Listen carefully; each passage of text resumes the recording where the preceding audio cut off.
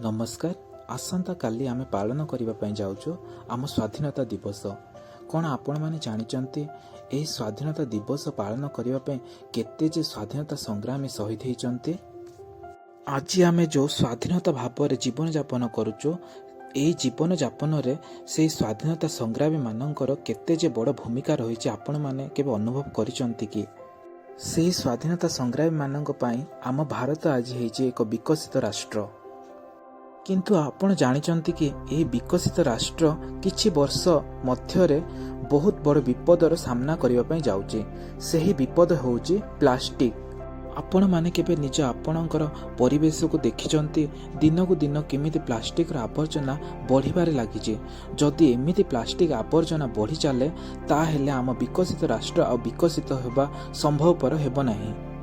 आपण माने जो प्लास्टिक रो वाटर बोतल किनुचंती वो कोल्ड ड्रिंक्स बोतल किनुचंती तार केते जे खराब परिस्थिति आसीबो आपण माने केबे अनुभव करिसंती।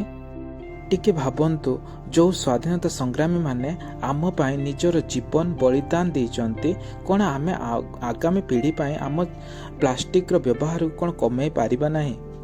चलंतु एही स्वाधीनता दिवस रे शपथ नेबा जेमिति आम आगामी पीढ़ी सुरक्षित रहिबो सेथि पाई आम परिवेश को प्लास्टिक ठारू स्वाधीनता देबा ओ एथर शपथ नेबा एई प्लास्टिक पानी बोतल वो कोल्ड ड्रिंक्स बोतल को किनिबा नाही ओ आम जीवन रे प्लास्टिक को अति कम व्यवहार करिबा।